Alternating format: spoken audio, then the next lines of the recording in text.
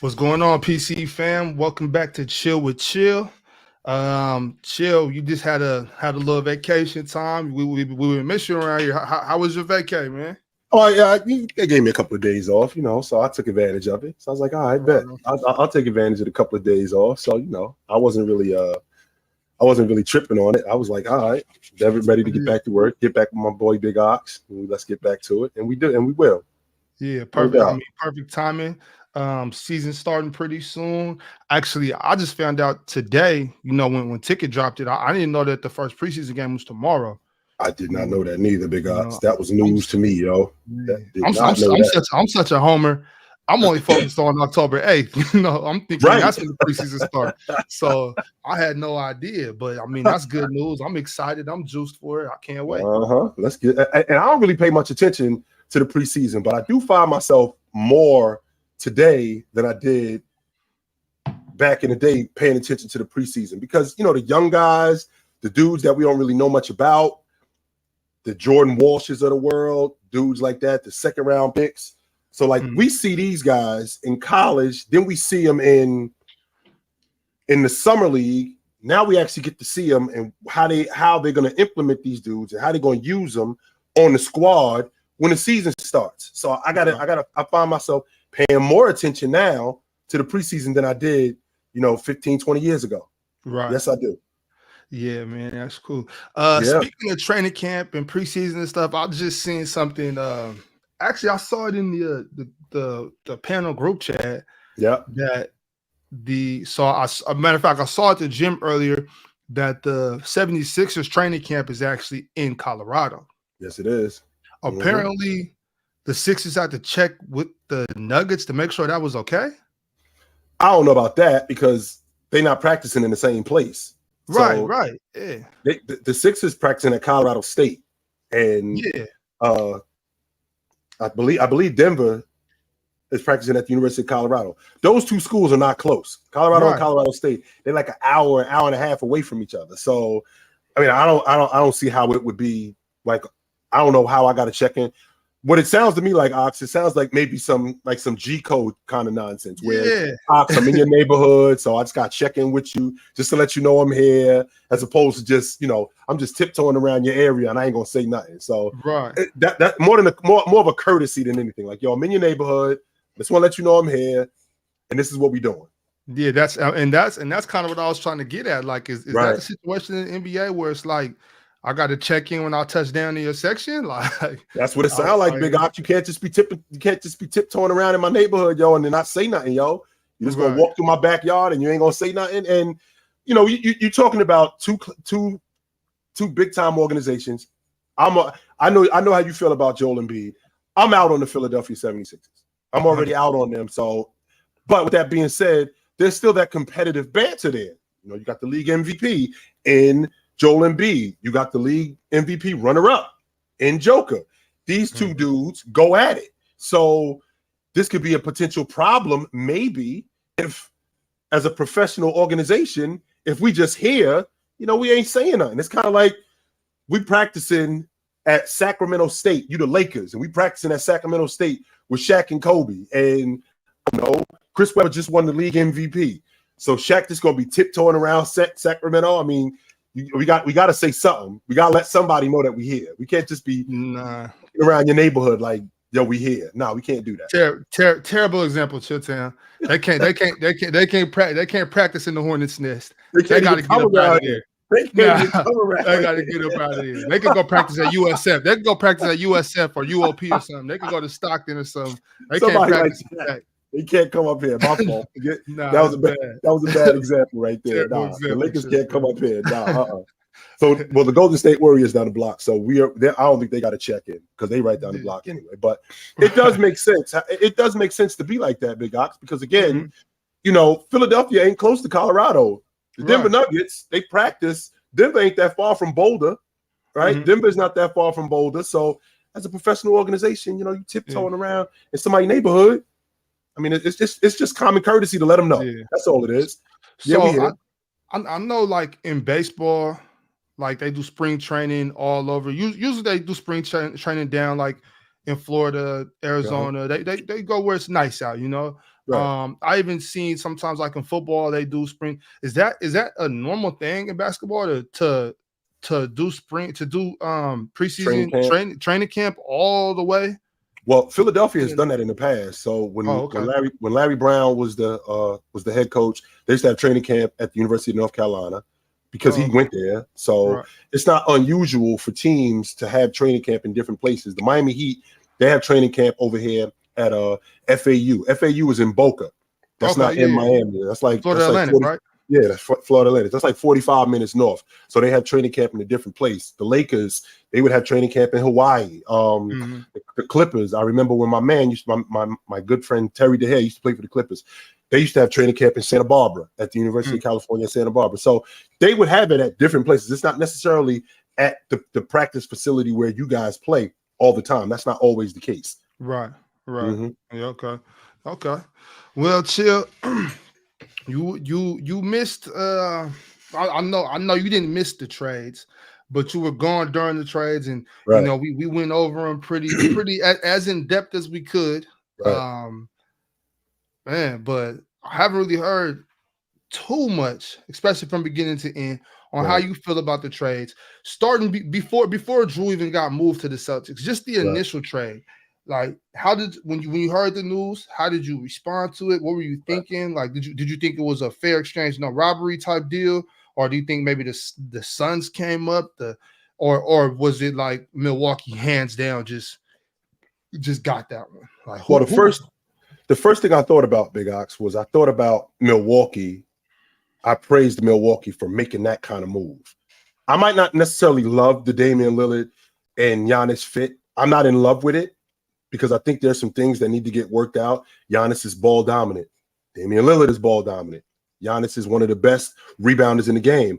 A lot of the time when he goes in transition, he gets the ball off the backboard and he goes. That's part of his game. Damian Lillard being an outlet guy, well, that's a part of his game when Nurkic would rebound, getting him the basketball. So these are things that they're going to have to adjust to. In addition to the defense, I didn't really talk too much about Damian Lillard coming to the Milwaukee Bucks in terms of a fit more than I felt like Milwaukee was just showing Giannis that they were serious about making moves, because that's the most important thing right now. You know, Giannis at this juncture of his career, Big Oxy 28, he'll be 29 in December. He'll be 29 years old.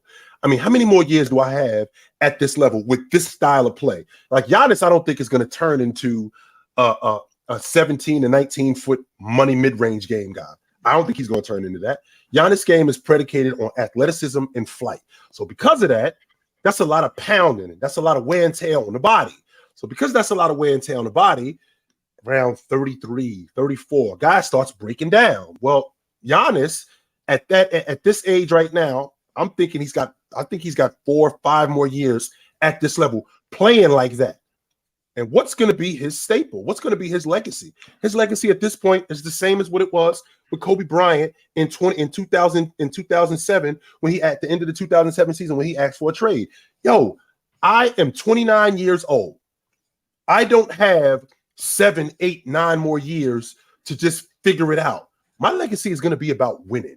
And if you guys aren't serious about winning, I need to be somewhere where they are serious about winning.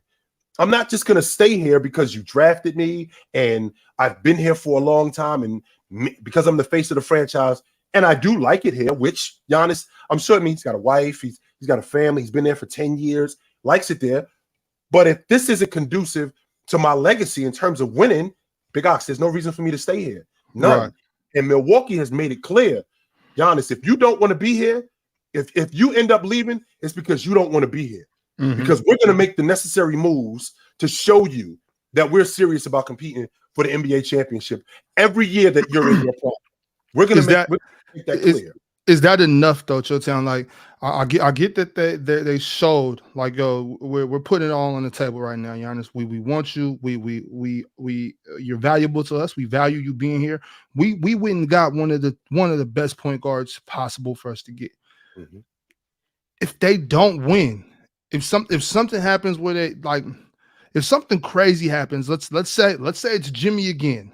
Let's say something crazy where it's the 2 and the 7 or the 3 and the 6 seed matchup, and it just so happens to be Miami. and they take him out again, is that going to be enough, or is it going to be like, you know what, y'all see y'all did that, but that wasn't enough to get it done? Like, if putting yourself in Giannis's shoes, is he still gonna be like, you know what, you tried, you got Dame over here, and we just couldn't get it done, or is he still gonna be like, you know what, I gotta go still? Then that means that you don't want to be here. It's not because we didn't try to do everything that we could to keep you here. So if you think about what the Milwaukee Bucks have done over the last 5 years, so you figure at the end of the 18-19 season, they lose in the Eastern Conference Championship. They got a really good guard in Eric Bledsoe. So they end up losing in the bubble. They replace Eric Bledsoe with Drew Holiday, who's a better guard, just as good as he's a better defender and a better offensive player. They replace him with Drew Holiday. They end up winning the NBA championship. So now, 2 years later, this is now the staple. If we're replacing Drew Holiday with Damian Lillard, who, by all intents and purposes, is a better guard by the masses, if he's a better guard, well, we have to win the championship. The question, Ox, is what is the timeline? Because if you look at what happened in Miami, right? If you look at what happened in Miami when James got on that crew, it didn't work on day one. It did not work the first year. So we can't blow that up. It may be a little bit of a different situation, but it didn't work. It didn't work the first year, but it did work after that. That's why I'm looking at this situation in Milwaukee. I think they got a 2-year window. If they don't win it in 2 years, with this addition of Damian Lillard, who I don't love, but if they don't win it in the next 2 years and make some other moves, this is going to fall on Damian Lillard, because the move that they made, we won it with him. We bring you over and we lose again. Nah, I believe this absolutely is going to fall on Damian Lillard, because they won it before him when they exchanged guards. So the pressure's on Dan. Absolutely. I mean, this is the first time in his career that he's gotten to play with a player better than him. Now, playing with CJ for as long as he played with CJ, don't get me wrong, CJ was a 20-a-game guy for 6 years. I don't know how many guys in the NBA have a backcourt mate that they running with that's 20 a game for more than half a decade. Don't get me wrong. Okay. Was CJ a superstar? I'm not going to go as far as to say CJ was a superstar, but he was better than average. He was much better than average. They just couldn't get it done because there were guys that were better. Clay and Steph were better. There's really nothing that you could do about that. Rondo and Drew Holiday were better. There's really nothing that you could do about that. But with that being said, now you're in a position where you've asked to play with a better player. You've asked for more help. Now he's openly said it. He thinks Giannis is the best player in the game. Well, if Giannis is the best player in the game in your estimation, and as good as Damian Lillard is, you got 2 top 5 scorers on the same team. How can we make this thing work where the ball is equally distributed? Not much is taken away from my game where I can't still play at the level that I need to play at, and you can't play at the level that you can still play at the level that you need to play at. How can we work this out between the two of us? If that can't get figured out in the next 2 years, this is going to be on Dame. You know, I haven't heard that. I haven't heard that angle of it yet. Let's take it down to the desert. Let's take it down to the desert. Now, shockingly, Chilltown, you still haven't warmed, you know, speaking of the desert, you still haven't warmed up to the Suns. I haven't, Big Ox. I'm sorry, Big Ox. We live, folks, just so y'all know. This is what we do around here. This is live television right here. She just got home from school. This is what we do. Hey, how are you? But anyway, Big Ox, the reason why I haven't warmed up to it yet is because exactly what I just said about the Milwaukee Bucks. It takes a minute. Like I said, this Milwaukee Bucks thing is 2 years. This is a 2-year window. When you put teams together, when you throw crews together, more times than not, it doesn't work the first go around. More times than not, it doesn't. So when you put in this crew together, the only constant has been Devin Booker. Chris Paul is gone. Bridges is gone. Ayton is gone. And now we're replacing all of these guys with completely new guys in 1 year. So Bradley Beal, who is, for all intents and purposes, been in and out of the lineup for the last 2 years because he's been beat up. You got Kevin Durant, whose production in the playoffs has gone down due to injury and because he's getting older. So now we have that going on. Real quick, I like to do this let's just say, just for the sake of argument, let's just say these guys are healthy. Now, I want to do this for every team when we talk about them today. Let's just say, for the sake of argument, let's say that these guys can actually stay healthy. We'll do this for every team except for the Clippers. Let's just say, that so you know, by you know, everybody's blessed this year, and it misses a minimum amount of games. Let's look at it that way. You don't think that they filled the bench up enough it doesn't grow on you at all? To be honest with you, I do like what they did with their rotation guys. Watanabe, I do like what they did with their rotation guys. I am feeling that. However, with losing Ayton, you know, now you got a dirty work guy in the post that now you no longer have. I'd like to think that he's better than Nurkic, who hasn't shown that he can stay healthy, right? Because he hasn't shown that he can stay healthy, that's something that they're going to need. We saw Denver just beat them up in the paint. We saw that. That was with Ayton on the roster. Well, now Ayton is gone. So now with Ayton being gone, right? Now with Ayton being gone, how are they going to fix this? You like Ayton down there defending Jokic more than Nurkic? You don't like Nurkic to bang more than Ayton? To be honest with you, I thought that with their new coach, with Vogel as their new coach, the more defensive-minded coach, I thought that DeAndre Ayton at this juncture could have been a better version on that crew of Roy Hibbert. I thought he was going to be a better rebounder. I thought he was going to be a better rim protector. I thought he was going to be a better paint presence. And I thought that he would be the guy to make the difference in what they doing defensively. But now they don't have. I mean, Nurkic is a guy who has shown that, number one, he can't stay healthy. Number two, he cannot rim protect. The Portland Trailblazers are one of the worst rim protecting teams in the league. They did not have much rim protection. And with DeAndre Ayton, he kind of supplemented some of that. So now where you are, right? So now where you are with this crew is you don't have those two things. So now what you have, Big Ox, is you got Bradley Beal, buckets. Kevin Durant, buckets. Devin Booker, buckets. Where are the other things? And when I say the other things, I mean those other things, we need those things at an elite level. We need a rebounder at an elite level, right?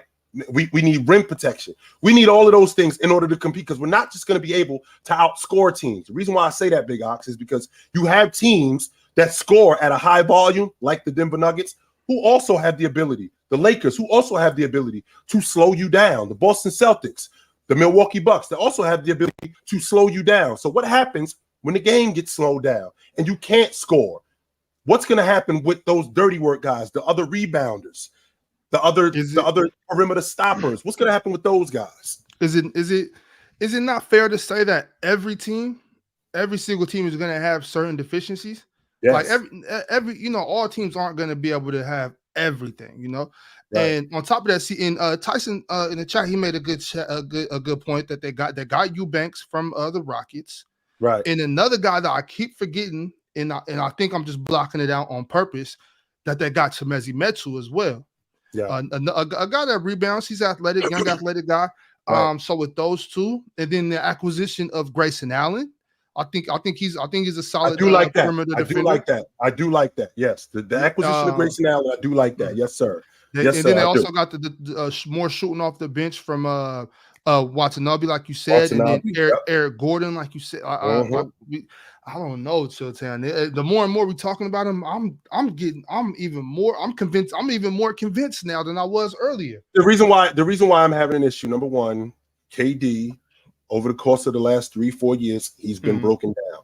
Right. And these are some of the main guys. These are some of the main guys that you're gonna have to rely on. Right? These are some of the main guys that you're going to have to rely on. KD has broken down throughout the course of the season. Not only has KD broken down throughout the course of the season, we've seen what Bradley Beal has done throughout the course of the season. He's also broken down, right? So we haven't seen Bradley Beal in the postseason since 2021 when he was with Russ. That's the last time we've seen him in the postseason. And he wasn't great, right? So the only constant has been Devin Booker. And he missed 25 games last year. Now, when you're talking about guys being injured, right? And when you're talking about guys being injured, the same thing is going on with other teams that's dealing with injury.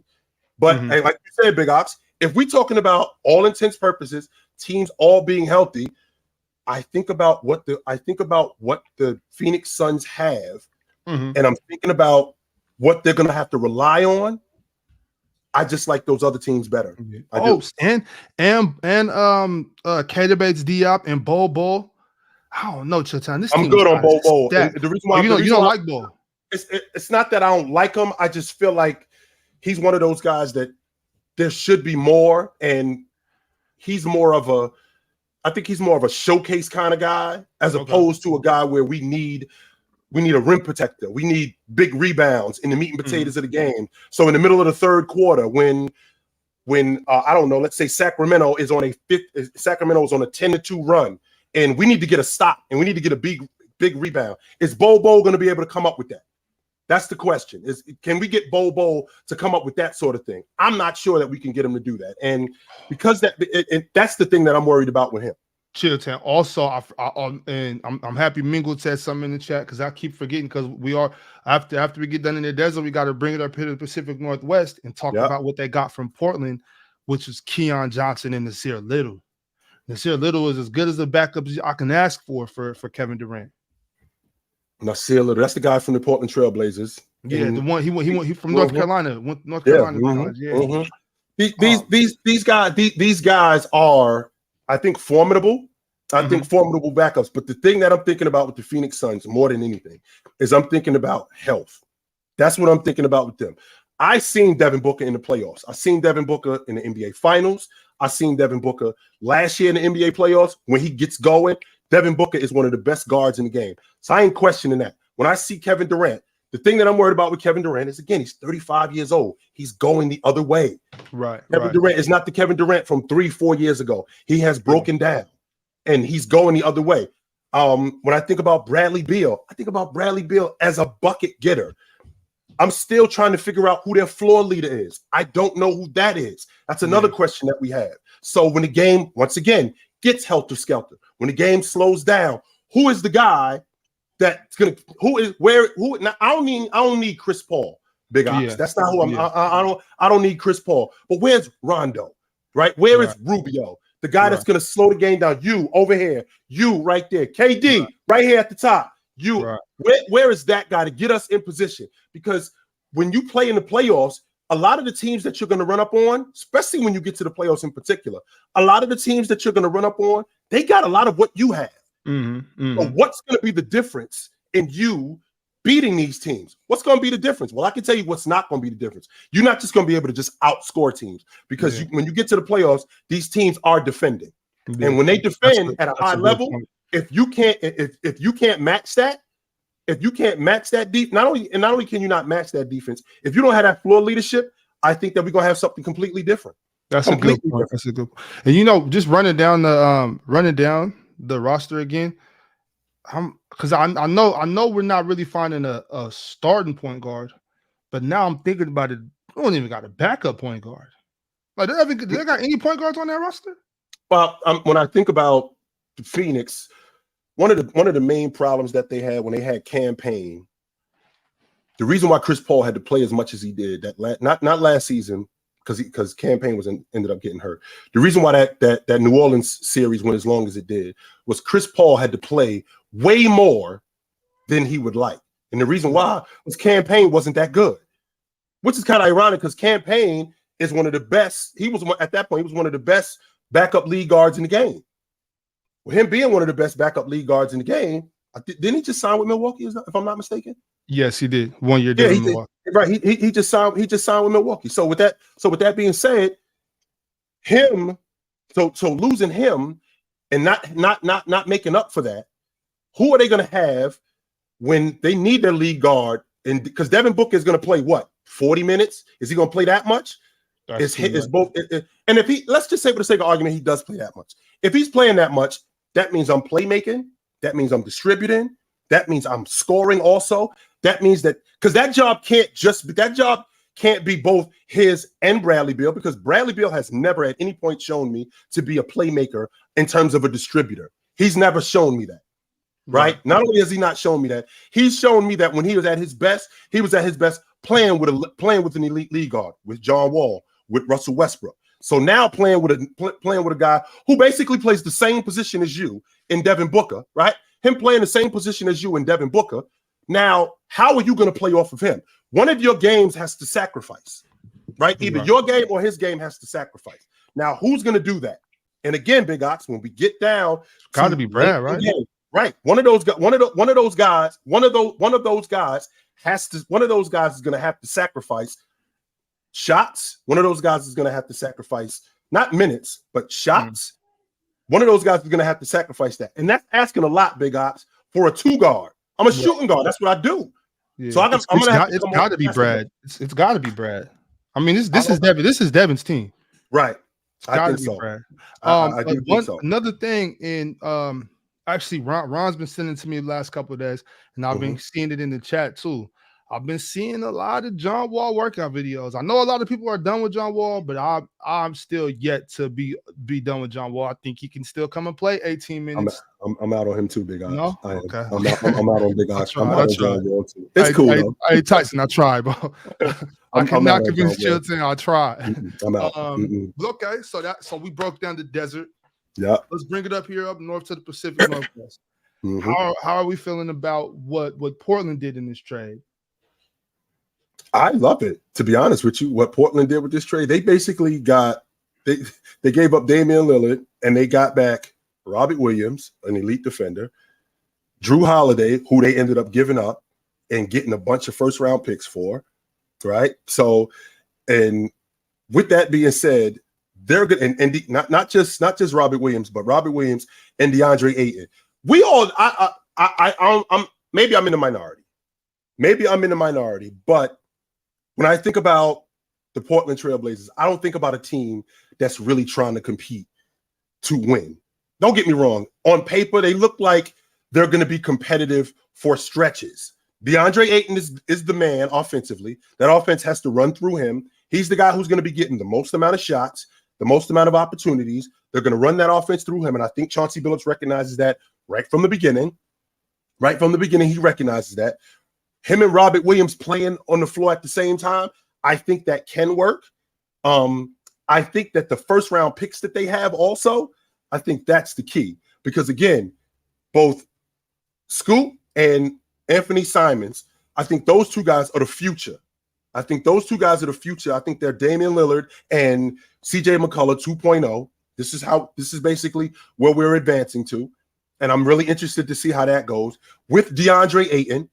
So, and you got Robert Williams basically on the cheap because he's got a really cheap contract. I think it's like 9 to 10 million, something like that. Yeah, so they got him on the cheap. So DeAndre Ayton should get a lot of he should get a lot of the shots. Not only should he get a lot of the shots, I think he's going to be a better rim protector. I think he's going to be a better defender.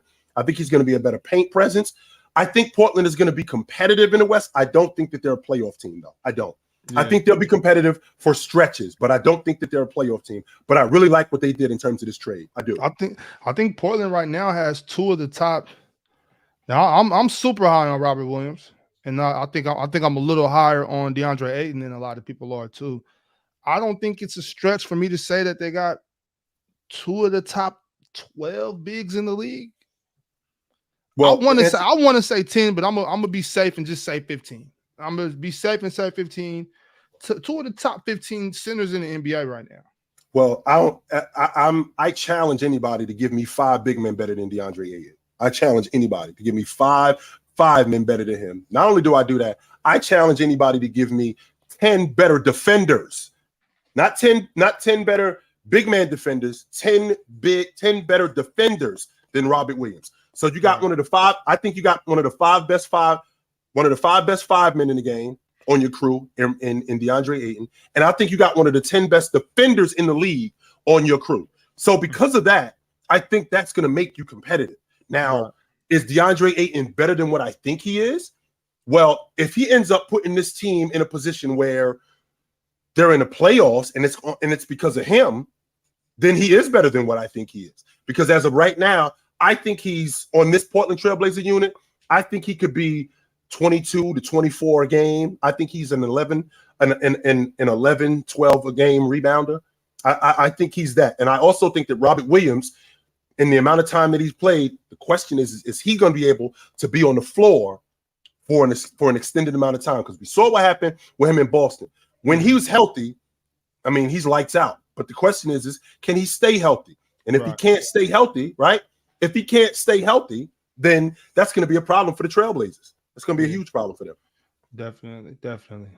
Okay, so let's take it to Beantown. How did they do? I'm on the Big Ox train with this.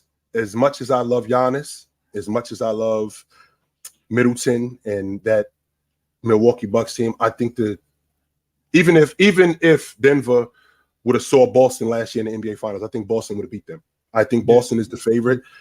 I think that even though the road to the NBA championship in the Western Conference goes through the Denver Nuggets, I think the Boston Celtics, I think they got a really good chance in winning the NBA championship this year. I don't like the fact that they gave up a lot of their dirty work guys. Yeah. I don't like the fact that they gave up Robbie Williams. All their dirty work guys. Yeah, man, that three-man. Yeah, that three-man rotation with that three-man big rotation with him, Horford, and KP. I was really looking forward to that because I thought that was gonna preserve Robert Williams. I thought it was gonna preserve KP, and I thought it was gonna preserve Al Horford because one of those guys was gonna be on the bench at one point. Two of those guys, if you're gonna be out there, one of them is not doing nearly as much. So I thought that could very well preserve them. Plus with the addition of who am I thinking about? Plus with the addition of KP offensively, I thought that was just going to make them so much better. Because one of the major problems that they were having last year was when Miami threw that zone defense at them, they didn't really have a playmaker, right? They didn't really have a playmaker that could get into the teeth of the defense. And that offense, the way it was ran, they didn't have anybody like KP who could sit in the middle of the zone, right? Not only who can sit in the middle of the zone, who you could go to on the box that could get you buckets when they play zone. Right. They didn't have that last year. Well, now they have that. The problem that I'm having is that losing Williams, losing Grant, losing Rob Williams, losing Marcus Smart and switching him out for Drew Holiday, I don't think that's much of a difference. And the reason why I don't think that's much of a difference, Big Ox, is because they basically do the same thing. You can switch out players who are both scorers, who are good scorers, but then you might miss something with this guy. He might not do this. Everything Marcus Smart does, Drew Holiday does. Everything. Defend, playing defense, shooting the long ball, shooting in the mid-range, being able to score at the rim, making big plays defensively, being able to pass the ball. Everything that Marcus Smart does, Drew Holiday does. The difference is Marcus Smart was with this crew for a long time. So the nuances that Marcus Smart knew, Drew Holiday doesn't know that. He doesn't know where to get the basketball to Jason Tatum. He doesn't know how Jaylen Brown wants to play in the half court. He doesn't know how to get the basketball or where KP's spots are or where Al Horford's spots are. So that's going to be something that's going to take some time to adjust to. But for the most part, as a player, I don't think that they miss much. I don't think that they miss much when they move off of Marcus Smart for Drew Holiday. That bench, on the other hand, that's the thing that I'm concerned with. And I will tell you this, Big Ox. With adding Drew Holiday, what I want to do is I want to move Jaylen Brown to his natural position, which is the 2. I want to move Jason Tatum over to his natural position, which is the 3. Yeah. I want to put Al Horford at the 4 and put KP at the 5. Yeah. That's what I want to do with this crew. And I want Derek White coming off the bench. Right. And I think that I'm going to get damn good minutes. I think I'm going to get damn good minutes with that starting 5. Yeah, I like it. Definitely do. I'm gonna get to a couple of these. Wait, hold on. So we talked about all the 4 teams involved in these trades. Mm-hmm. We talked about the dirty work guys that the Celtics lost, and they lost one of their dirty work guys, or 2 of their dirty work guys before this, being Marcus Smart and Grant Williams. Mm-hmm. I mean, the Suns filled their bench up a little bit. The Trailblazers got bigger, got some young bigs run with their young group, and Malcolm Brogdon as well. I'm not sure if he's going to still be around. I'm not sure how that's going to work out. Mm-hmm. And then Milwaukee got one of the top point guards to ever play, in most people's estimation. Yep. So who won this trade? I don't think anybody lost, Big Ox, to be honest with you. I love the fact that Boston got what they got. I mean, losing Robert Williams was a big deal, but getting back Drew Holiday and now getting KP, I think that at some point they can make an adjustment and pick up another free agent or another trade to get a dirty work guy. But who do I think won the trade more than anybody? I think Portland did, to get Ayton, not just to get DeAndre Ayton. And who else am I thinking about? They got DeAndre Ayton, and Robert Williams, to get DeAndre Ayton, Robert Williams, and Malcolm Brogdon, and more first round picks, because they're rebuilding up in Portland. I think Portland won this trade more than anything. I don't love I'm not saying I don't like it. I don't love the fit in Milwaukee. I got to see this. I got to see this thing materialize before I can go, okay, this is going to work in Milwaukee. Okay. All right, well, y'all heard it here first. That is Chilltown's answer. They won out here in the Pacific Northwest. The Trailblazers won this we'll call it a 4-team trade. 4 teams were involved. So that's the answer. Yep. I'm going to read a couple of super chats before I bring up some of these guys in the back and let them talk about it. Also today, just to let y'all know what we have in store for y'all, it's been big trades going on. So I want to know Chilltown's top 5 most fleeced trades. I want to know what are the top 5 trades where somebody got fleeced the most. Top 5. We will get to those. You don't need that. I'll take that. Thank you very much. You don't need that. I just know Danny Ainge is somewhere in this trade, just standing there rubbing his hands together like Birdman. I know Danny Ainge is in here somewhere. There's no way you could convince me that he's not. Yes, he is. But David Astillo, thoughts on what Keefe D said about Puff? I mean, there's been a lot he said about Puff. I don't think Puff had a lot more to do with this than they letting on. I do think that he might have. I don't think Puff had that much to do with this, to be honest with you. I don't. Crazy situation. My uncle. This is from the GOAT Angie Carr. My uncle pulling up to a Cowboy stream. Yeehaw Town. Yeehaw Town. We were talking about the Cowboys last night, about to get that ass bust when they come to San Francisco on Sunday night. When they come up to San Francisco and we put a foot to that ass. I caught a couple minutes of that stream. I did, but Yeehaw Town is crazy. No, that sounds nuts, don't it? Yeehaw Town, Angie Carr, the GOAT, with another one. Who coming out the West? Also, PC Gridiron, Oxen Unk, pull up. The road to the NBA championship goes through Denver. I want to make sure we 100% clear on that. I am on record saying it. The road to the NBA championship goes through the Denver Nuggets. And until you drop them, they're the favorites in the West. Markevian Black, what are signs a player is entering his prime? Signs that a player is entering his prime. He looks stronger. The game is slowing down for him. You don't see the same mistakes that he was making early on in his career. In the first year, 2 years, you don't see those same mistakes. The game looks easier. It looks less difficult. He looks more fluid. He's got a better understanding of the game. So those are some of the things that I think about when I see a guy entering his prime. Yeah. Yes. Okay. Also, to speak to that other super chat from the GOAT Angie Carr, I won't be on PC Gridiron. I'm a super casual when it comes to football. Some people think I'm a casual when it comes to basketball. So imagine how bad it is in football. And what do you say? Huncho only know Ty Law and Darrell Reeves. I only know Ty Law and Ed Reed. We got to school you to Reeves Island, brother. We got to school you to Reeves Island. We definitely got to do that. I know about the Reeves, but I know about Ty Law. Yeah, we got to school you. How you know about Ty Law? You don't know about Reeves. I said I know about Darrell Reeves, but I know about Ty Law. What I'm saying is Darrell Reeves, all them cats was cool, but I'm a Ty Law guy. My pops was a Ty Law guy, so. Yeah. Please, he don't know. It's all good. Just stall him out, Lee. Stall him out. All right, all right. Bobby, I'm gonna stall you out. You got about 5 hours. Matter of fact, no, you got about 8. First of all, Bob, I want to say this for a second. Salute to you, brother. If y'all don't know about the champagne interviews in the room, bro, like, don't miss the next one. Don't miss the next one. That's all I'm gonna tell you. Don't miss the next one. I started this ain't the place for that, man. Let's stay focused. Stay focused. You're right. But turn your notifications on. Man, that's all I'm gonna say.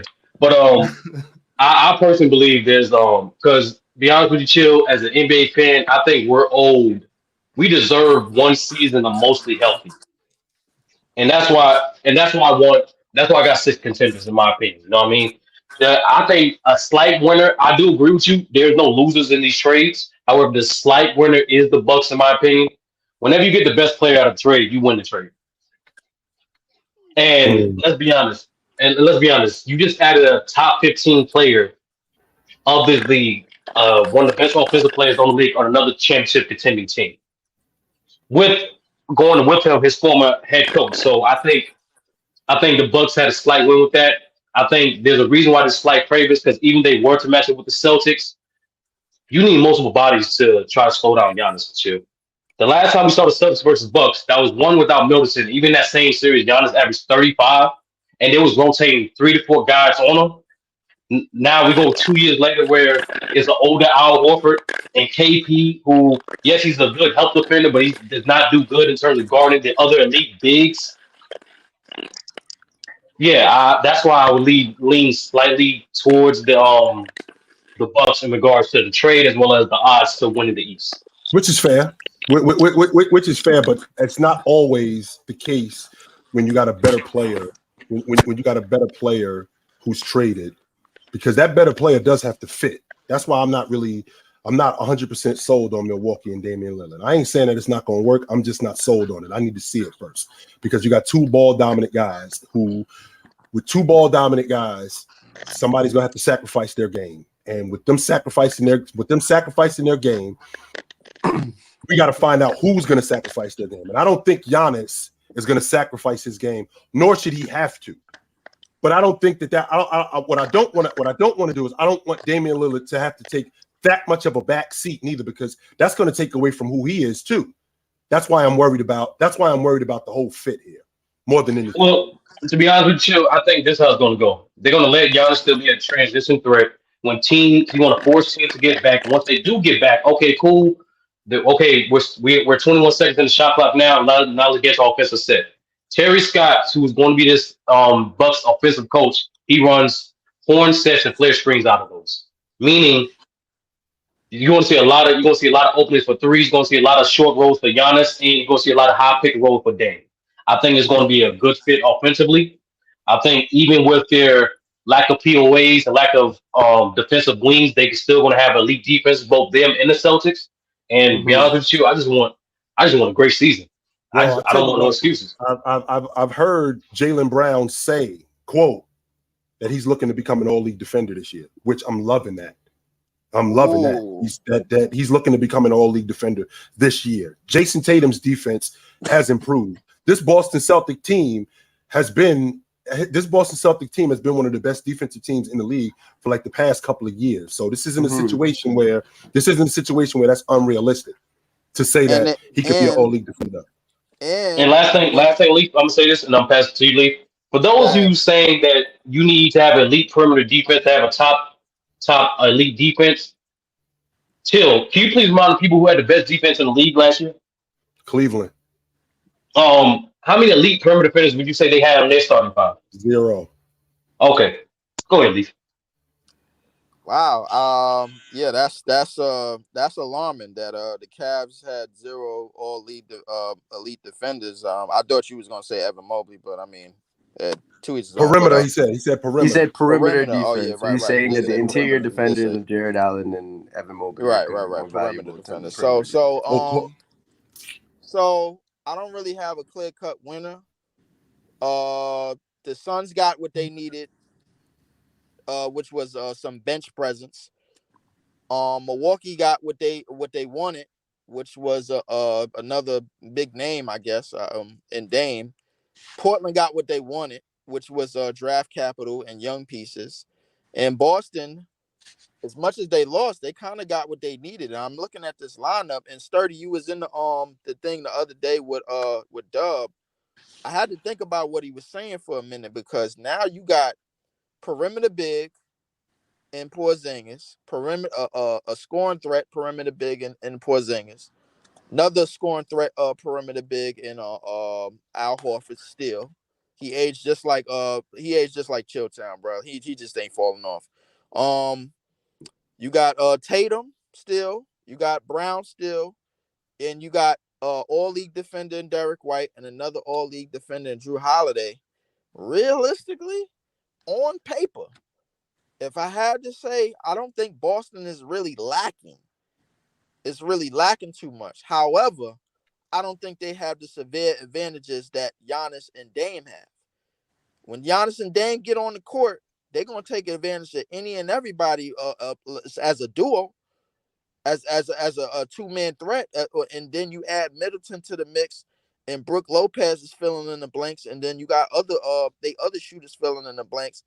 I would like to say I believe in Dame and Giannis together, because they're more lethal and they're a little bit more automatically offensively. They're a little bit automatic offensively. Run me down the starting five for the Phoenix Suns this year. Run them down.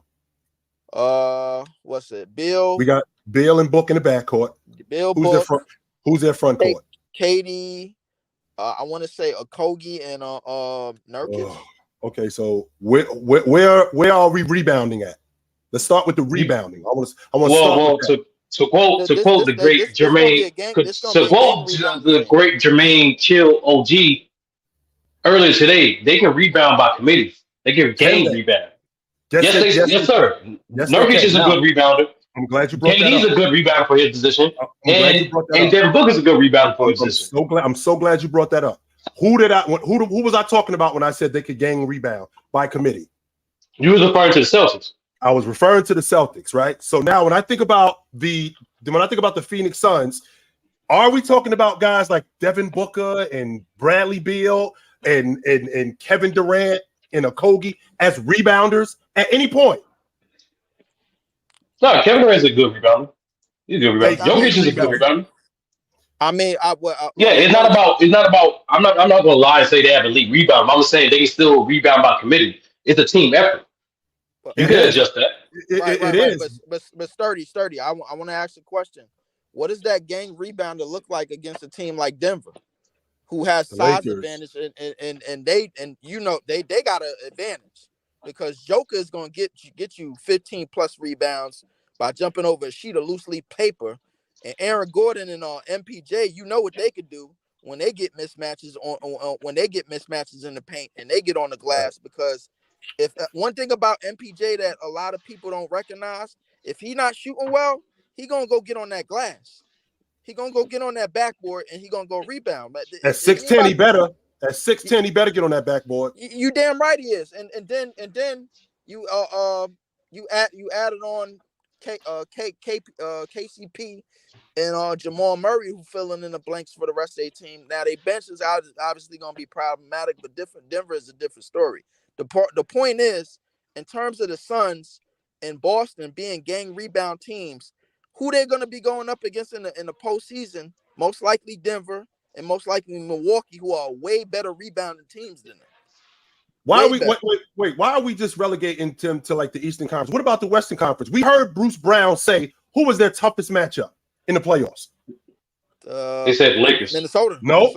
One more time. No. He said Minnesota. He said Minnesota. He said Minnesota. And if you think about MPJ, if you think about in terms of rebounding, the Lakers, Denver, Minnesota, teams like that, New Orleans, Memphis, these teams have elite. These teams in terms of gang rebounding, they're much better. So the Phoenix Suns, we can't just outscore everybody. And the reason why we can't outscore everybody is because at the end of the day, we're gonna get slowed down at some point.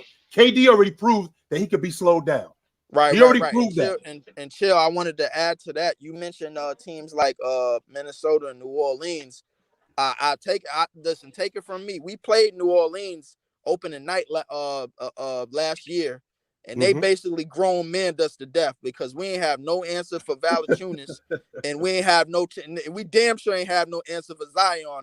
They was basically if any of y'all watch wrestling, John Cena, Dr. Thugonomics.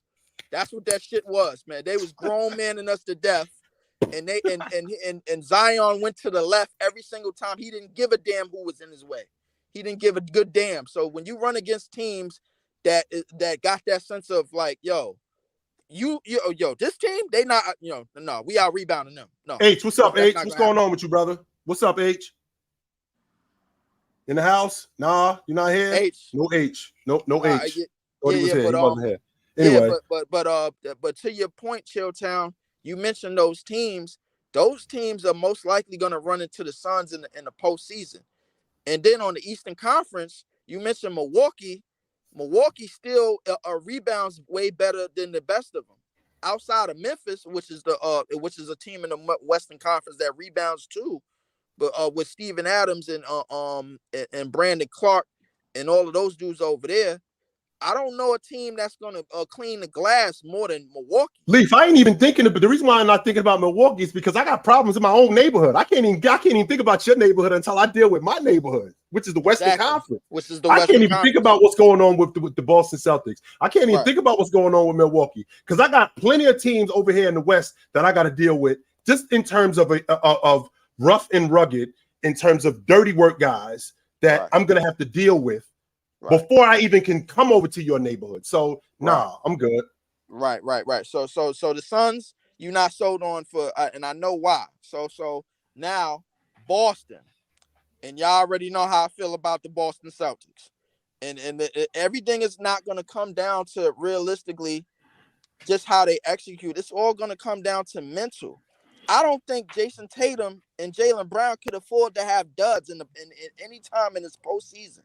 They gotta come out and they gotta assert themselves game in and game out, whether the others are coming up or big or not, because Drew Holiday is gonna have games where he's doing this, he's gonna slip.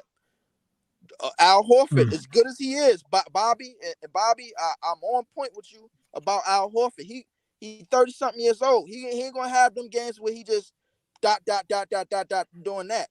Porzingis, question mark as well. So Tatum why is Porzingis a question mark? I don't think Porzingis is a question mark. Why is Porzingis He's a question mark for me. I don't think he's held. Hold on, Leaf. Hold on, Leaf. Let H get that. Let me hear H. H. How is Porzingis a question mark? Didn't he just come off average in 23 in DC? Yes, but Porzingis suffers with a lot of injuries and going deep into the playoffs. We've never seen that type of load and impact on him. So we've also never seen Kristaps be able to be the third, fourth option on the team. He's always been the first or second option. This is the first time he's ever had the luxury of being a third, fourth option on the team.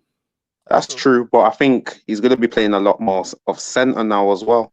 So he's going to be doing a lot more of the rebounding, a lot more of the banging, and let's see if his body can handle that. Me personally, at first when they made the trade and they made the second trade, I thought Celtics were going to win it. But then when they made the Drew Holiday trade, personally, I think Drew Holiday is good. He's just a notch below or maybe an all-star level. Is like a fringe all-star for me. But I think they gave up too many pieces for him. I think they lost a lot of pieces in Rob Will, another dirty guy. Smart, another dirty guy. You got Brogdon, who I think is very underrated. I think he's a high-level IQ basketballer. He makes the right plays at the right time. Then they got rid of Grant Williams as well, who's a hustle guy who you can just put on either the 3 or the 4. So they've lost a lot of pieces. And I think can Drew Holiday make up for that? For me, they're about 6 players deep, which I don't think is good enough at this moment. They need to be about 8 players deep. For me, so I'm going further. I'm going further than 8. I don't think 8 is enough. I think what Denver did is an anomaly. I do. I think what Denver did is an anomaly. The Golden State Warriors, when they won the NBA championship in 2010 in 2022, they had 10 guys. They played 10 guys. So what Denver did last year, a lot of people when they see teams win and they see it recently, they think that's the norm. No, that's just like Joker winning league MVP as a 6 seed. That's not the norm. That's an anomaly. I think that these teams are going to be a lot deeper, and I'm not going to be surprised to see. I'm not going to be surprised to see the Boston Celtics make another move, whether it's in the midst, whether it's at the trade deadline, or in the beginning, or at some point in the season to get some more dirty work in there. I will not be surprised. And chill. That's the beauty. And chill. That's the beauty of the. That's the beauty of the basketball season. Chill. Like all these contending teams, we know their obvious strengths, but they also got glaring weaknesses too. So we gonna have on top of like understanding and trying to observe how they come together as a team. We're also going to watch the front office in regards to how they gonna plug up those weaknesses. Is the Boston Celtics going to get another person for that front court? Is the Milwaukee Bucks going to get another wing? Are the Suns going to sign a point guard? Is the Lakers going to trade D'Lo? Or is the Denver Nuggets going to stay packed? Or they're going to stay comfortable? Right. Because they lost pieces too. So it's going to be an interesting season, in my opinion. These are all answers that I can't wait to see. And you know what's crazy about this? All of these teams that you just named are supposed to be championship contenders, and they all got glaring weaknesses, like you just stated, Stir. And the thing is, I told you about Boston, and I told you what they gave up yesterday on your show, Chill. They gave up Grant, Robert, Brogdon, who was 6th man of the year, Marcus Smart, and Ime, all gone after 2 years. Yeah. After 2 years. I don't like it. I don't like it. I don't like it.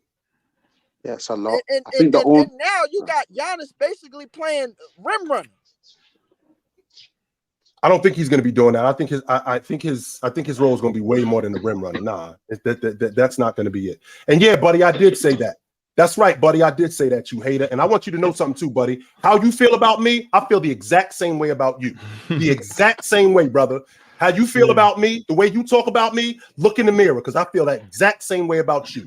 We talk basketball up here, and this dude comes at me like I owe this dude 5 stacks, and I'm avoiding him. So I feel the exact way about you. Send him the link. The way you feel about me, my man, I feel that exact way about you. Send him the link, man. I got the links out there, but fellas, hold on, fellas. We do got to keep moving. We got to get to Chill's list. We got to cover a bunch more topics. We got to talk about. I got to find out who this is. No problem. Y'all like and subscribe, yo. Like and subscribe. It's free. Y'all better stop messing with Chilltown, bro. Like, listen, before he taking the jersey on you niggas, man. Stop bullshit.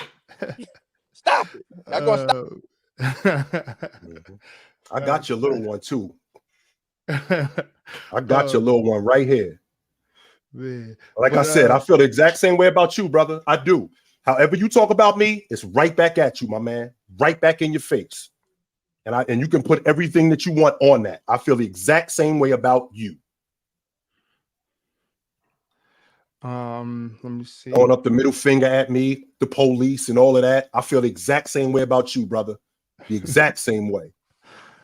See, here we go. Chilltown, you got that? You got that list ready? Oh, let's do it. Let's do it. Okay, I know this is what y'all been waiting for. Yes, sir. Let's do it. Let's do it. Do this. Oh, you did? Okay, you said okay. So yeah, let's get to it. You know what though? We're gonna do this all the way down. You know, typically how we like to step by step and kind of draw it out through the episode. But I want to hear all these ran down. Let's start. Hold on, matter of fact, let me share it. I want to share the screen with everybody. Want to make sure that we get to it. Is it up? Let me add it. Okay. I think that'll do. All right. These are the top 5 biggest fleece trades. I wasn't sure exactly how to word it, so I just put it like that. It's, they know what I'm talking about. At number 5, Chilltown, what is the 5th biggest fleece that we've seen in NBA history? The 5th biggest fleece, I think, is Boston trading the number 1 overall pick to Philly to move down to the number 3 pick to take Jason Tatum. They ended up getting Jason Tatum with the number 3 pick, and they ended up getting a 1st round pick from Philly, which the next year ended up being Robert Williams. Meanwhile, Philly gets Markelle Fultz. I'm taking that trade all day. I'm definitely taking that trade all day. So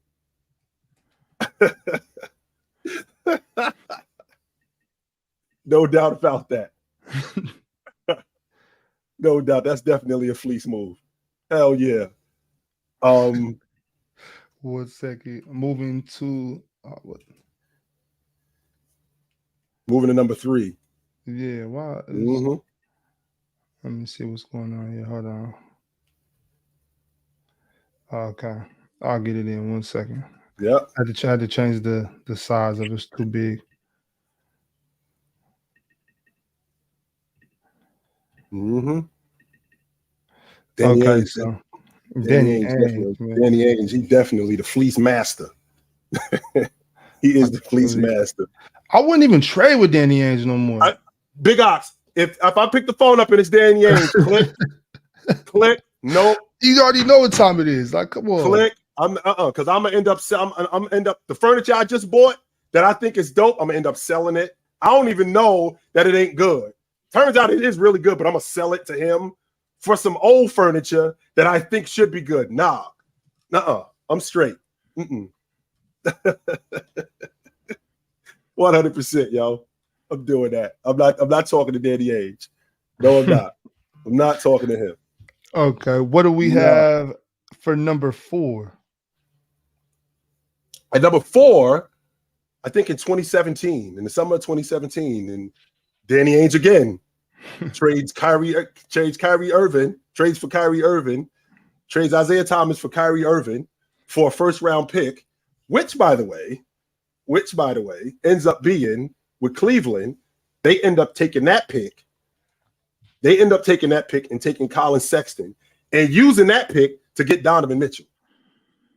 Meanwhile, Kyrie Irving walks out the front door for nothing. So the fleecer got fleeced. About time. The fleecer got fleeced. Somebody got his ass. The fleecer got fleeced. And what about number 3? Oh, number 3, Danny Ainge again. Danny Ainge again. He trades KG, Paul Pierce, and Jason Terry to the Nets for 3 ones, which end up being Marcus Smart, Jason Tatum, and Jaylen Brown. So wow. There's the fleecer again. He's fleecing. That's absolutely fleecing. There he is. He's fleecing all day long. If you look at the fleece, he's fleecing.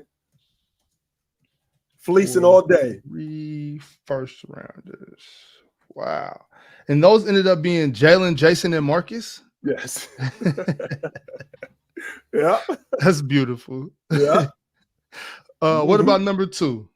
Number 2 was an interesting one, and this might be a little bit ahead of you guys' time, but Don Hudson used to be the owner. This is why this rule was implemented. Don Hudson was not Don Hudson. I'm sorry. I forgot his name. He was the owner of the Cleveland Cavaliers. He traded Don Hudson. He traded for Don Hudson and a bunch of first-round picks. So Don Hudson comes from the Lakers to Cleveland for a bunch of first-round picks. Future first-round picks. So you figuring, all right, Big Ox, we're going to trade Grant Williams to Atlanta for a bunch of first-round picks. And Grant Williams goes to Atlanta, and they think Atlanta's going to be good. And Atlanta turns out and becomes garbage. Well, one of them first-round picks that Don Hutz, that the owner of the Cavs traded to the Lakers for, ended up being the number 1 overall pick. That number 1 overall pick was James Worthy. That's how they got him. How good was Don Hudson? Yeah. No, he was a rotation guy. He wasn't very good at all. No. He was a rotation guy, 100%. No doubt about that. Definitely. Okay. And what about the biggest fleece in NBA history? Big Ox, I know that everybody thinks that Danny Ainge trading KP and Paul Pierce and Jason Terry, or Boston trading the number 1 overall pick for the number 3 overall pick. The biggest fleece in NBA history was Gail Goodrich getting traded from the Lakers to the New Orleans Jazz to play with Pistol Pete. Problem was Pistol Pete and Gail Goodrich, and the Lakers ended up getting 4 first-round picks for this. And Gail Goodrich and Pistol Pete played a combined 47 games. One of them first-round picks became the number 1 overall pick. That's how they got Magic Johnson. Yep. Talk about fleecing. Talk about fleecing. Talk about fleecing. Yep. So that's how they. Wow. Yeah, and they only play. So Gail Goodrich and Pistol Pete only played 40 games together. 47, yo. 47. Mm-hmm. They stayed beat up. Mm-hmm. Stayed hurt. That's crazy. Yes, sir. Yes, sir. Mm-hmm.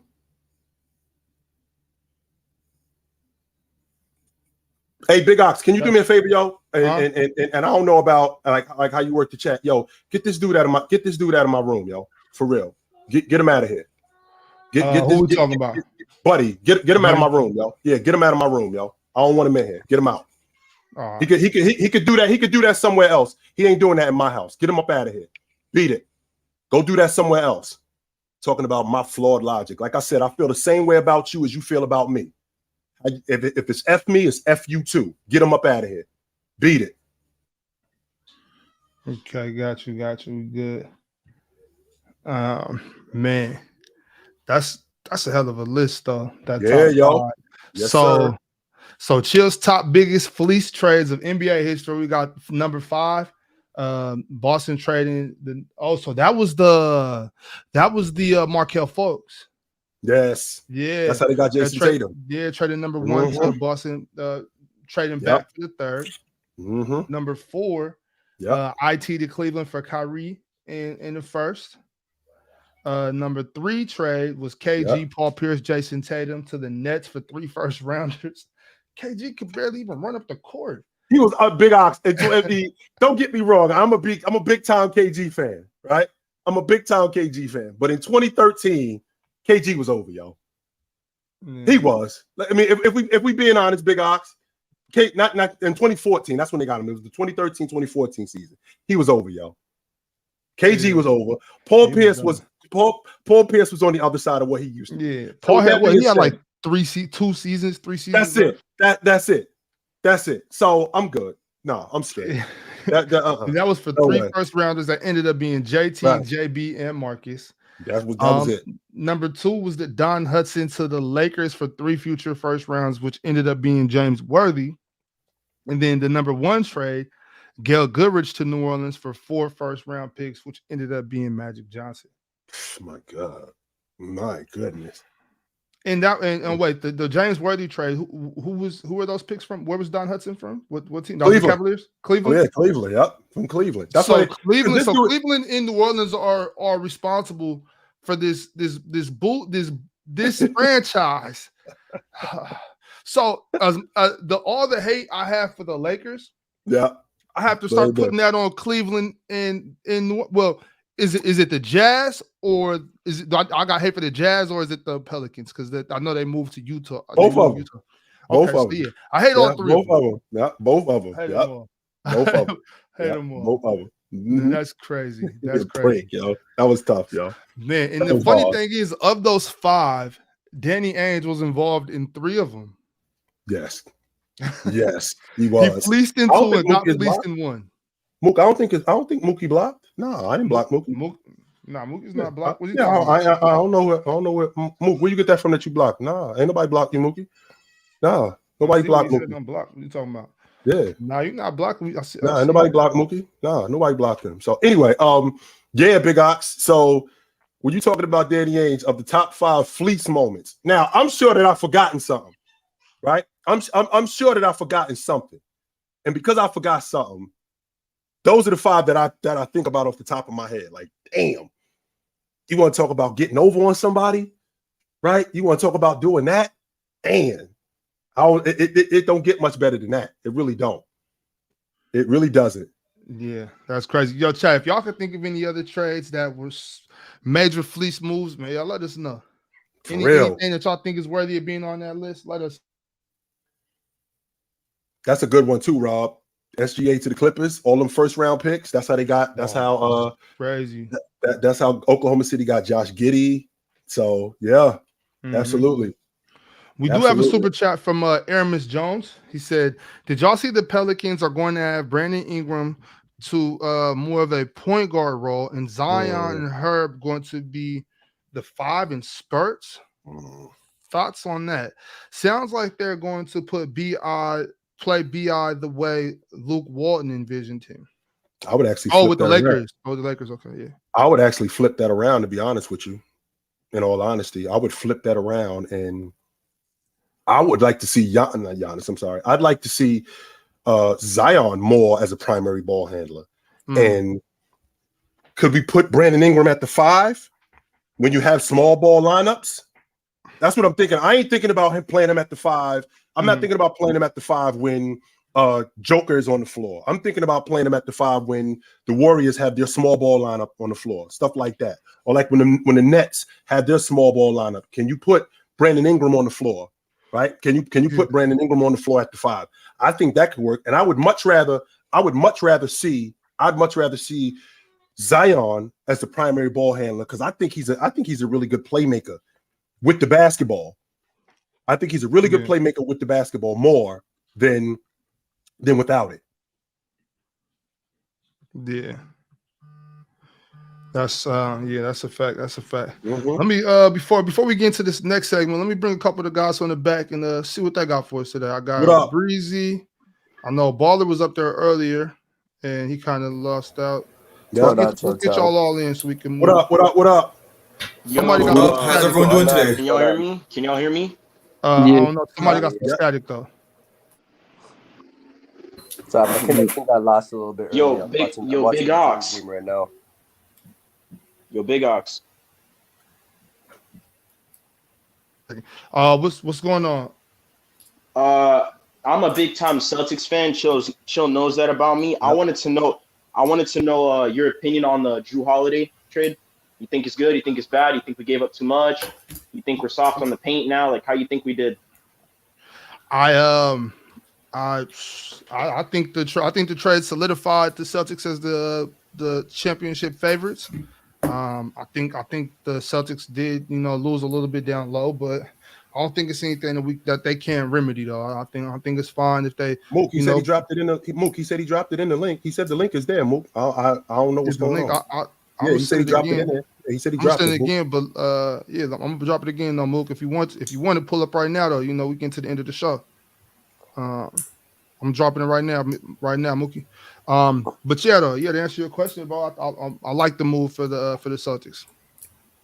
All right. I talked to Chill about this. I don't like KP at the 5. Chill does like him at the 5. I don't like him as my best rebounder, my best rim protector. We're just gonna have to gang rebound, right? I think he works better at the 4, and we put Horford at the 5, right? I think Derek White should be coming off the bench. I think he plays his best game coming off the bench. But yeah, other than that, I think the only thing we're really missing right now is just that a dirty work guy, a guy who's going to rim protect, and a guy who's going to rebound coming off the bench. And I think everything should work out. Other than that, how do you think about their coaching situation? Do you think Joe Mazzulla is still a good coach for them? Yeah, I think he's much better now than he was last year. He kind of just got thrusted into a situation that he wasn't prepared for, right? I think he did pretty good for a first-year head coach that just kind of got this dropped on top of him. I think if Jason Tatum doesn't get hurt in that Game 7, I think we go right back to where we were in the finals. I think he's going to be a much better coach. The only thing that I worry about him is in his interview, he did say that he is looking to shoot just as many threes as he was last year, which could be to the detriment of the team. Yeah. Because you live and die by the 3, right? So other than that, I think I'm straightened down on Joe Mazzulla.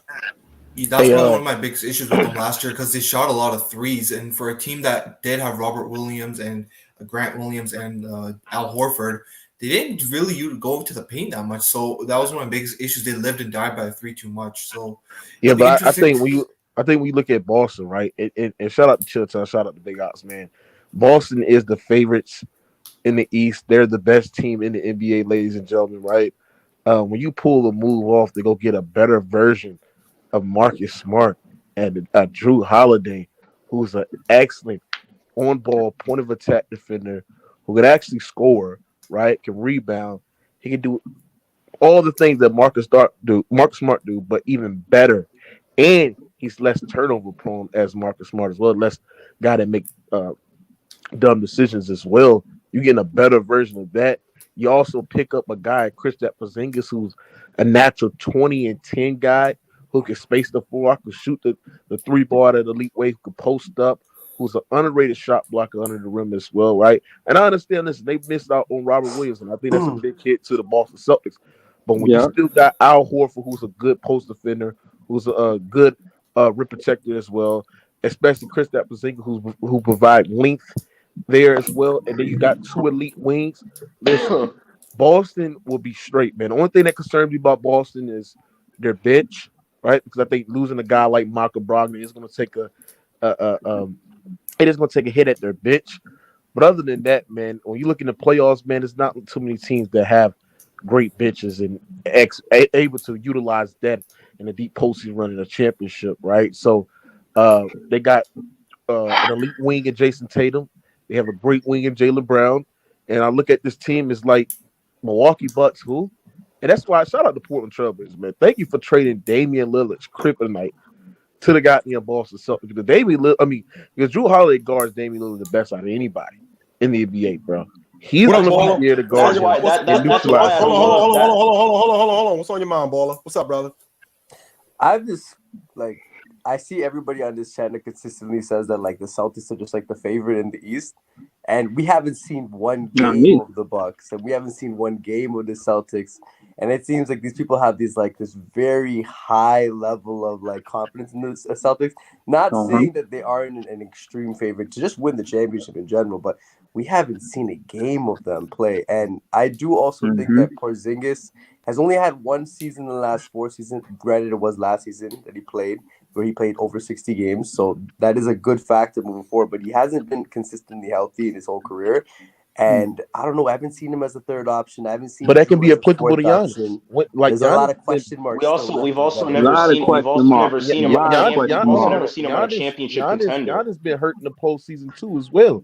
But not like act like Giannis tipped up and Game was hurt last year too. Giannis' health are two completely different things. I think I could definitely say that confidently. I think that if I had a confidence of somebody playing over 60 games, I'll take the guy who's played over 60 games consistently. Yeah, but that's why I say it's applicable to almost every team in the NBA. You need help to have a great 100%. Chance of winning a championship. Look at the Denver Nuggets. Denver Nuggets was the most healthiest team last year, right? And they won a championship. So when we looking at the Boston Celtics and we look at talent, one guy can sit there and complain about threes. I still think Nuggets. Bro, you can shoot a whole lot of threes. You can win a 5-ball offensive draw. But when you're the number one ranked in the NBA in shooting threes, I don't think that is an issue. And then when you look at Boston against the Miami Heat, when they was down like 3-0, they started getting to the paint. And when they started getting to the paint, and they started posting up, they look like a complete better team. So I think that's going to be more of the adjustment that Joe necessary in that offense. I still don't trust Jason Tatum and Jaylen Brown in consistency. I don't love. But you trust Giannis though. Hold on, y'all. Let Baller get his off, and then I want to hear from Breezy too. Jaylen Brown is that they have these incredible games where they show out and they joke. Like Jason Tatum dropped in against the 76ers, he dropped 50 in Game 7, but then against Miami he had duds and very bad performances consistently. So it's like you show these flashes of moments of brilliance and these flashes of showing. So I need the consistency. When I look at the Bucks, for example, I think that when it comes to Giannis, is that there is a step above Jason Tatum as a superstar. I haven't seen Jason Tatum take that. Oh, I'm a top 5 guy. No question. I haven't seen that yet. He is a superstar. What are you talking about? But wait, Baller. I can't say confidently that Jason Tatum is a top 5 player yet. But he's a borderline top 5 player. He's close. He's right outside. He's right outside the top 5. He's the 6th best player. I think he's a top 5. Tatum is a superstar. What are we doing, bro? He is a superstar. And we're talking about Baller. We don't get to Game 7. Hold on. One mic. What you saying, Chitan? I'm trying to figure out why we're talking about a guy in Jason Tatum who improved every year. So, I mean, he had a career year last year. He averaged 30 a game. Not only did he average 30 a game, you talked about him being inconsistent, right? So, how did they get to Game 7? Do you remember how they got to Game 7? He brought them back. How did he bring them back? So you just thinking about the quarter. In the fourth quarter, he went for 12. You just thinking about the buckets. Yes, you're just thinking about the buckets. Don't forget, he had a game. He had 18 rebounds. So when you're talking about a complete player in Jason Tatum, we're talking about a guy who's not just buckets. He does all the other things, and he does that consistently. He might not score it every night consistently, but if we're going to be honest, who does that every night consistently now? We have a bunch of different guys in the league who can score, but a guy like Jason Tatum who's improved every year, what exactly is it that you're looking for in him? Because what I'm thinking about is you think he's a lot better than what he's showing right now, and you won't say that. That's why you say he's inconsistent. Fair enough. I agree with that he has improved every single season, but I still haven't seen that because I'm not saying he's not a superstar. I've said he's a superstar for a couple of years now. I think that even when they lost in the finals, I still thought of him as a superstar. My problem is that I still see times in which he does show inconsistencies when efficiency is. But baller, this is the thing. When you're looking at, I'm saying when you're comparing him to the upper echelon. You're looking at Jokic. We're talking about when you're facing up against Giannis, you're going against Jokic, and you're going against these top elite guys, even Kevin Durant. If you're going against the top end of the guys, couldn't you say the same thing about Embiid then? Couldn't you say the same thing about him? He's super inconsistent in the playoffs as well. This is what I don't get. Embiid is the same thing. Hold on. This is what I don't understand about ball. Embiid is a choker. You name the guys that a lot of times. You name the guys that You're when they're not scoring. Hold on. You name the guys that when they're not scoring, there are other things that they do to their game to impact the game. That's applicable to Jason Tatum. When Jason Tatum is not scoring or being efficient, I'm still getting all these best rebounds. I'm still getting some of the best defense we have seen in the league as a wing, with his ability to guard. He's a good wing defender. I don't think he's and his ability to affect the game with his rebound. I think Jason Tatum is the best wing rebounder in the league. So what I'm saying is and I seen it against the Miami Heat series. Like when he didn't have the shot going, he still was playmaking. He still was passing. He still was finding cutters near baseline to the basket. I mean, there's other things that he was doing to impact the game. And ball, if we're gonna be honest, I'm sorry to cut you off, Morgan. If we're gonna be honest, if he don't get hurt in those first 30 seconds, they beat Miami. They beat Miami. I don't like that logic. They shouldn't have been down 3-1 They go into the Garden. They go into the Garden knowing that they're gonna win. Jason Tatum himself said, "I've never been more excited to go back to Boston." He was completely ready to show off in Game 7. I think they served Miami in that Game 7. I 100% agree. After that buzzer beater, you can just see in Miami, after that buzzer beater in Game 6, you can see in Miami their confidence just tanked. The thing with that is I guess it's fair to assume that, but we will never know. I know. Here's the thing, though, Big Ox. Really quick, Big Ox. The people that you compare them to, Baller. So Joker, who's in year 10, Giannis, who's in year 10. Right, so these guys are established. And Jason Tatum, who's 20, and Jason Tatum, who's 25 years old, going into year 7. You're comparing him to these guys, which suggests to me that you think he should be that good. You see it. No, I'm saying that if they want to win a championship, he has to get on that level. That's my thing.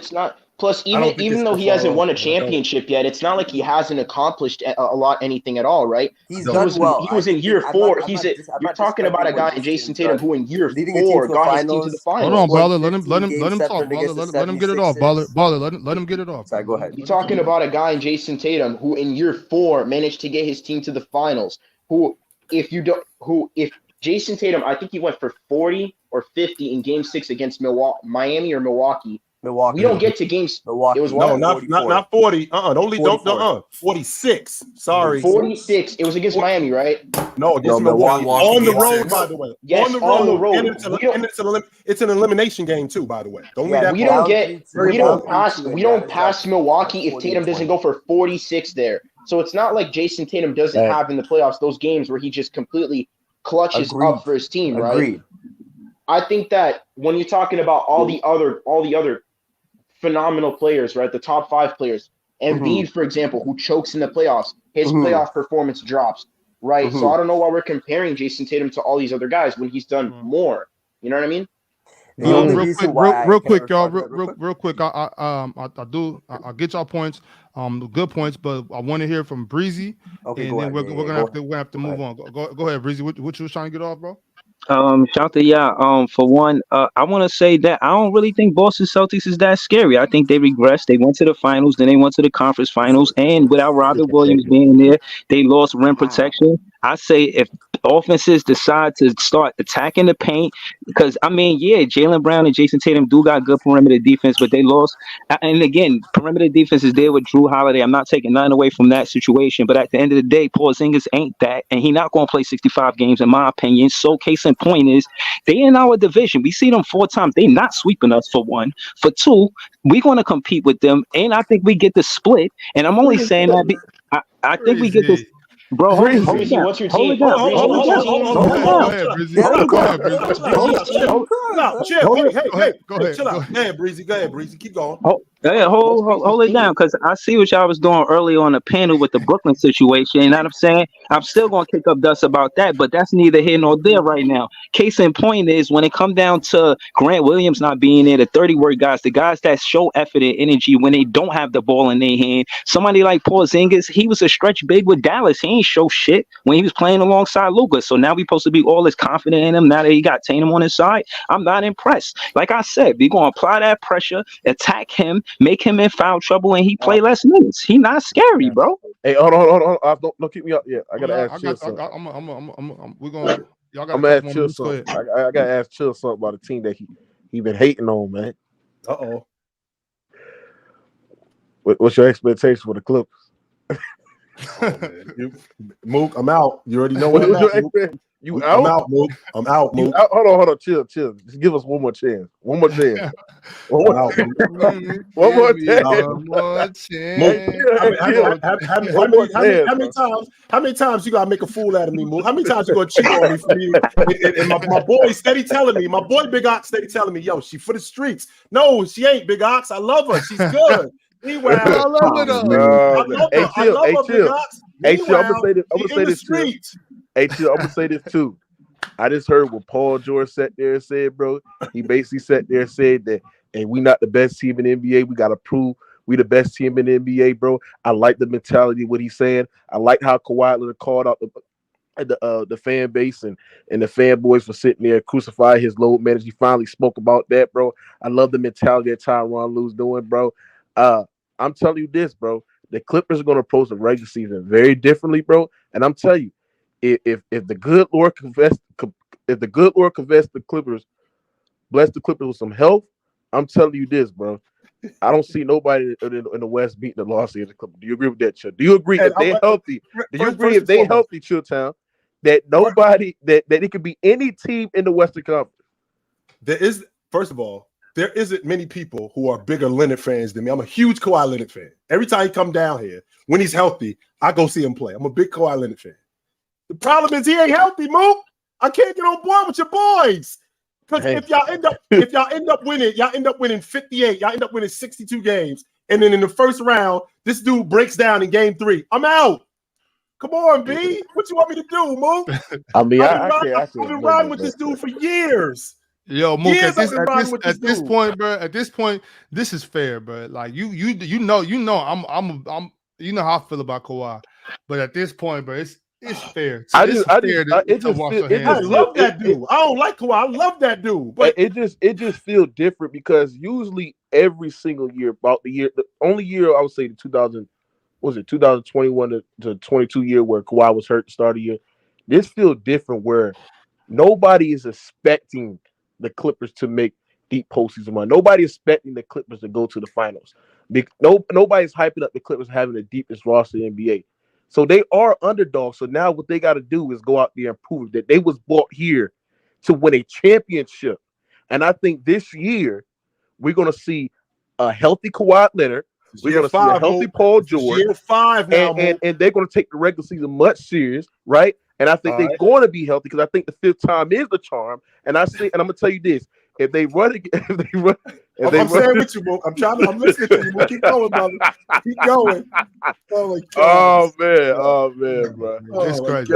Hey, but Breezy, Mookie, we do got one more segment we want to get off before we run out of time. I'm running out of time. I appreciate y'all pulling up. You know, everybody that came up today, appreciate fellas. Mook, Breezy, be easy. Yeah. But Chilltown, I did have one more thing I wanted to get done. Yeah. I'll just kind of we've been talking about trades, we're talking about fleece trades, all that. It just moves in general, just as a franchise, as a GM. So Chill, do you got a list maybe of some of the top GMs in the game, or just off the top of the dome? Like who are the GMs of today, or the just GMs in general today? Yeah. So of all time, that's different. But of today, one of the best GMs in the game, Sam Presti. He without saying, he goes without saying, he's one of the best GMs at Oklahoma City. He knows how to stockpile draft picks. He knows how to flip draft picks, and he knows how to turn these guys into players. Him, Bob Myers was fantastic with the Golden State Warriors. People think that he didn't pick Steph Curry. Just so you guys know, he didn't pick Steph Curry. He did not pick Harrison Barnes. He did not pick Draymond. He did not pick Clay. That wasn't him. He came later on. Like, he was responsible for Sean Livingston and KD and guys like that. That was him. He was responsible for those guys.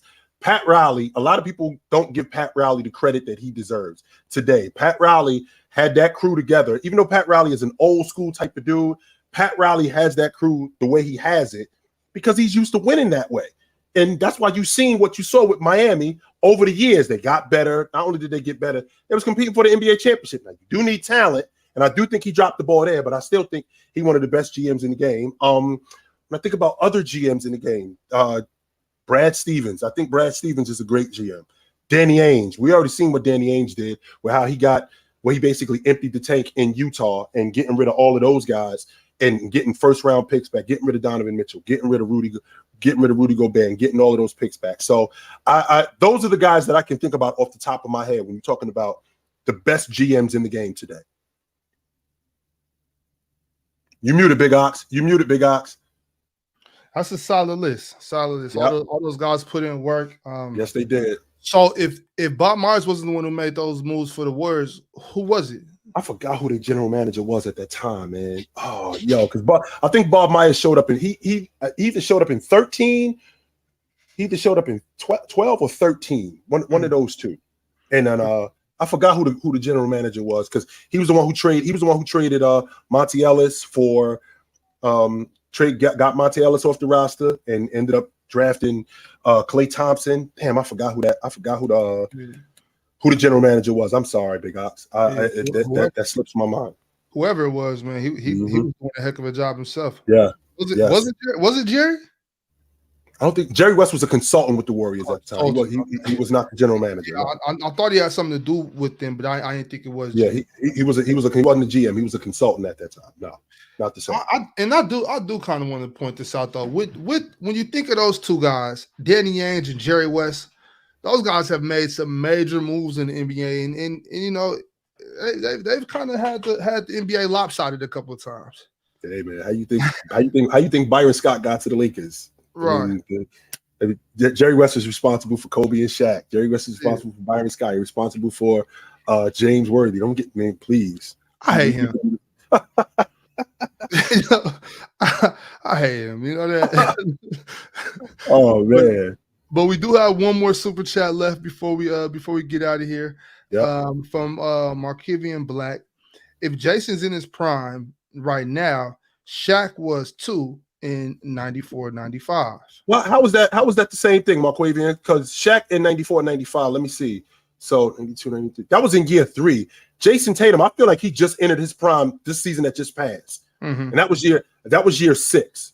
Yeah. I think year 5 or year 6, I feel like he just entered his prime. Shaq in year 3, I don't think Shaq was in his prime in year 3. No, I don't. I do not think Shaq was in his prime in year 3. I think that Shaq entered his prime around year 4. Year 4, year 5, I think he entered his prime. And he was in his prime from like 95 to 2006. Shaq got to the Lakers in 98? 96. 96. Yeah, 96. Okay. 96, 97 was his first season with the Lakers. Okay. Well, PC family, it was a pleasure to have y'all back on Chill with Chill. Heck of a show. Pretty exciting. We got through some, a lot of trade talk, and now you know where we stand. You know where Chilltown stands on this this blockbuster trade that went down. It was great. But before we go, just to make sure I am not a L host, let me shout out our GOAT members. Yes, sir. Terry, IDWC, Avion Plumber, Cobra Son of Riddits. Oh, that's a new one. Cobra Son of Riddits. I appreciate you. If you want to be a GOAT member, just click on the link down there. It's no problem. Y'all make sure to like the video on your way out. Subscribe if you're not subscribed. And man, we'll see you again on we're still figuring Saturday. out. Yeah, we're still figuring out the time. We're still figuring out the time on Saturday. Okay, yeah, we're still figuring out the time on Saturday. We'll figure it out. We're still figuring out the time on Saturday. No doubt about that. We're still figuring out the time on Saturday. Even so, we'll let you know time on Saturday. Man, y'all make sure to just check, make sure your notifications on. Yeah. We'll see y'all tomorrow on the panel too. Yes, sir. Shit, you got anything for the people? Drink water. Don't drink and drive. Call your mother. Yes. Call your mother. And never drink and drive, y'all. Never drink and drive. Yeah, call a Lyft, call an Uber, call a cab in my region. Call me. Yep. Absolutely. Right. So until then, take it light, but take it. Yeah, buddy. I see you snuck yourself back in here. So just so you know, I still feel the same way about you, homeboy. Yes, I do. Let's make sure we clear on that. I feel the same.